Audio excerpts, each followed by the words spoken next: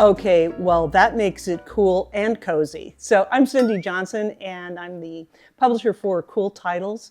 We're a boutique firm in Beverly Hills, California. We publish mysteries, we publish fiction, nonfiction, cozy romances.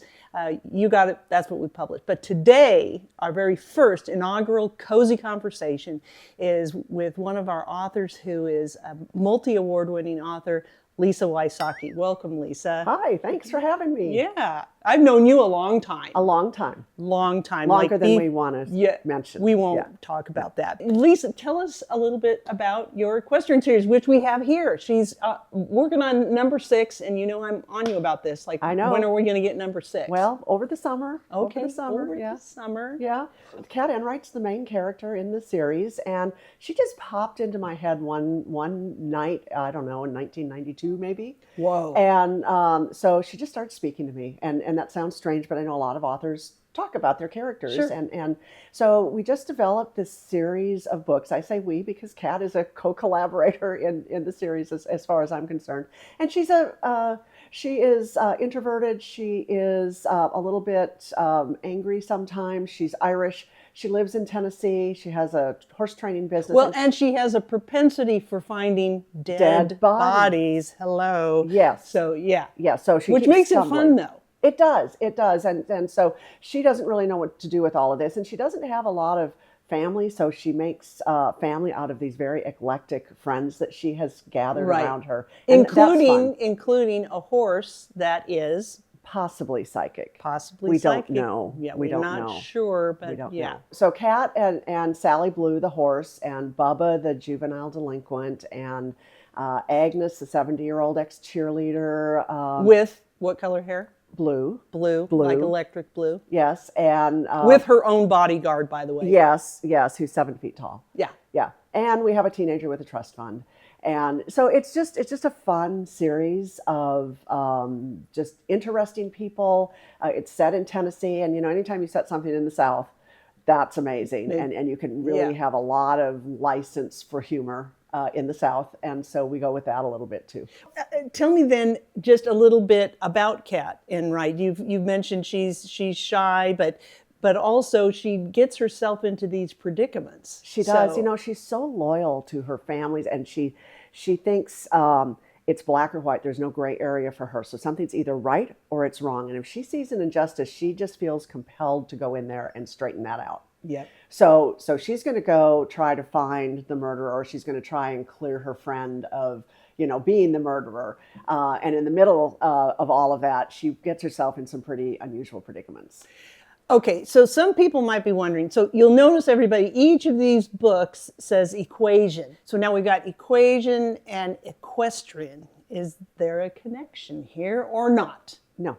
Okay, well, that answers that one. So other than everything is centered around for people who love horses. Yeah. And the great thing, that you need to know is Lisa wants this to be very accurate. And just in the past couple of years, her series has been optioned for film and television, and that's been a request, because if you're an equestrian and you notice that something's out of order, then it'll pull you out of the book. Absolutely. You and I have talked about that. Absolutely. And that's true, I think, of any genre, of any subject. So if you're quilting, if you say something that's not accurate in the quilting world, it will take the reader out of the book.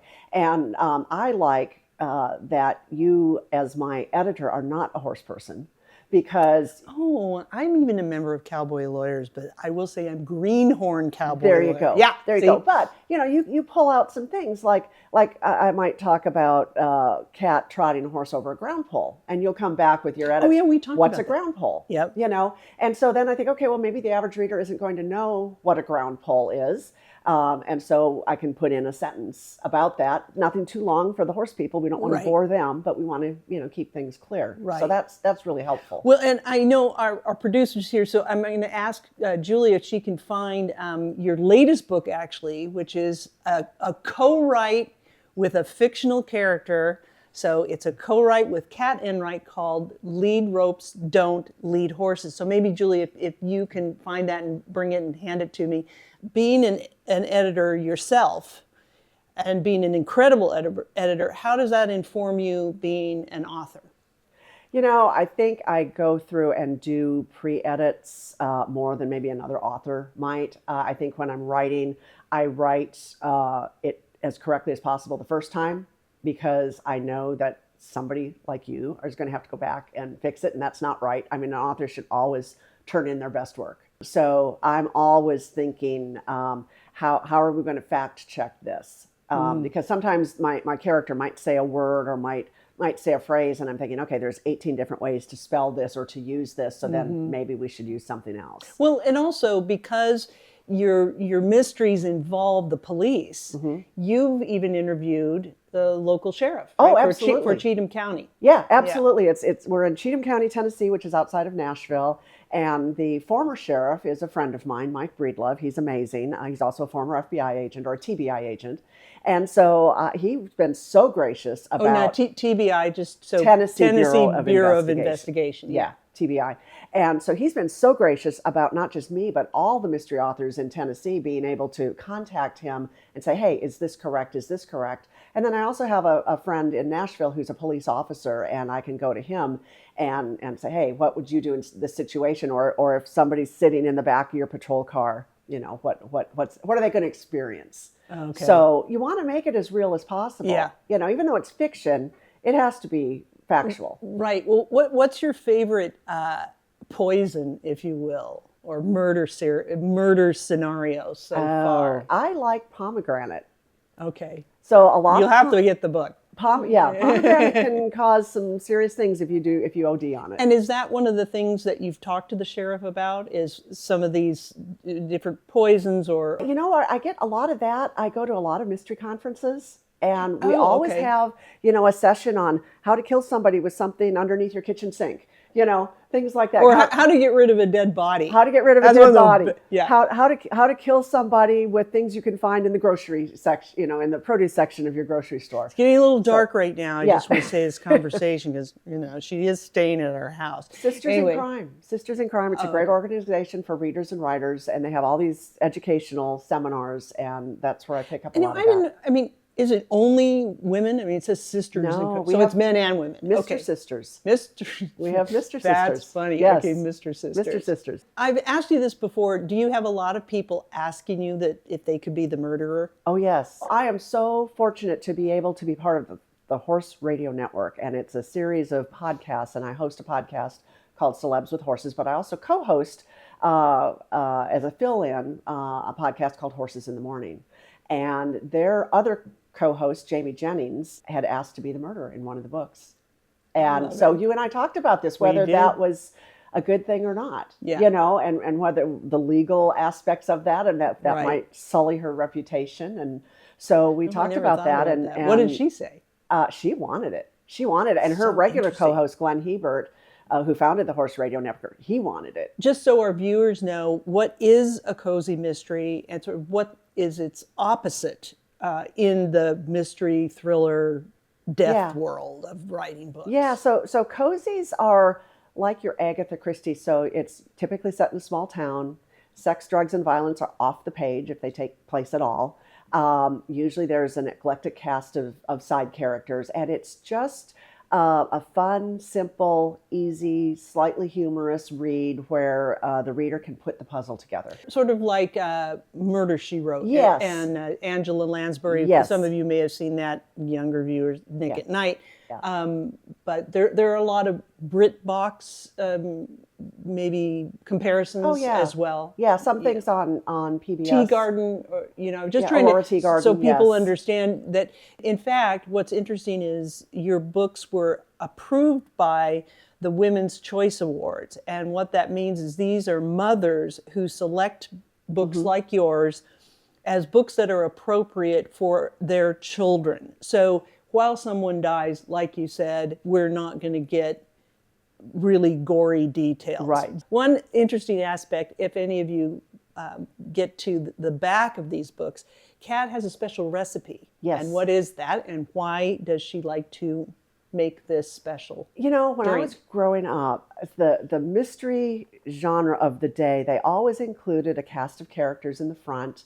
There was a map or there was some kind of graphic that related to the mystery, and then there was a recipe. And so when I There was a recipe? yeah, Like for any for upside something. down cake or something. Okay. Something Yeah, that yeah. related to the book. And Okay. these may have been young adult novels. I don't remember, but I just remember thinking, well, that's really cool.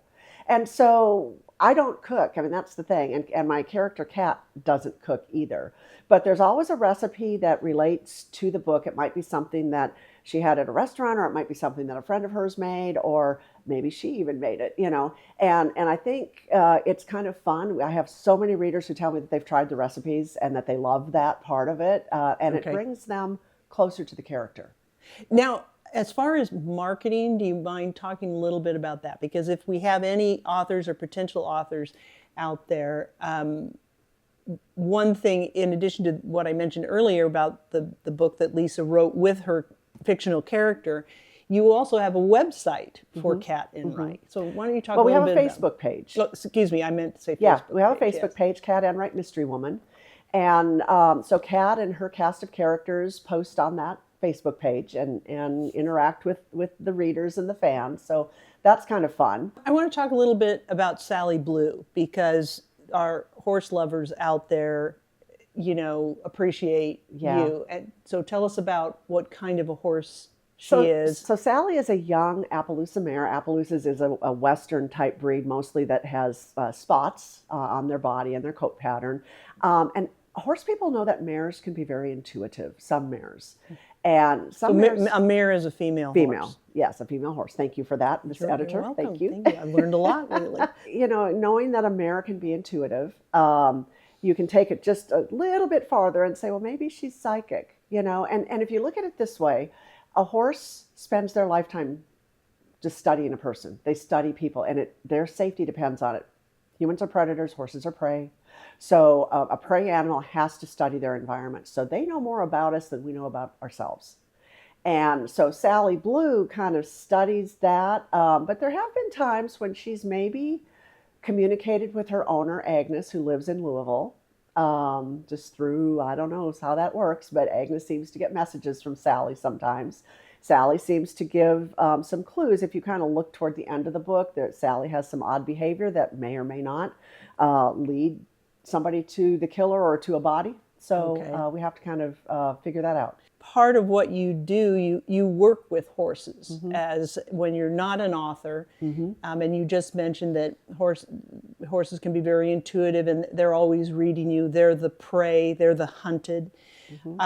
So tell us a little bit about Colby's Army. Yeah, so Colby's Army was founded after my son Colby passed away, and he was the kind of person who just wanted to save the world. So we founded a nonprofit, and we have several programs. One is a homeless outreach program where we take care of people in homelessness, where we deliver food and clothing and toiletries, and then referrals to housing navigators and social services. And to point out that recently, just recently, Lisa met with the mayor of Nashville, even though that she's not in that county, but her organization is the number one service provider to to in Nashville. In West Nashville, and on the west side of town. We serve 87 people right now.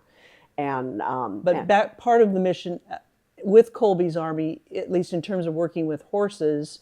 So once people are housed, some of them come volunteer with us, and then others come ride with us. And so we have a therapeutic riding program, and thinking that being around horses is therapeutic in and of itself. So for example, a new study came out from one of the universities that a horse so badly wants to be a herd with you that they will match their heartbeat to yours as far as 6 feet away.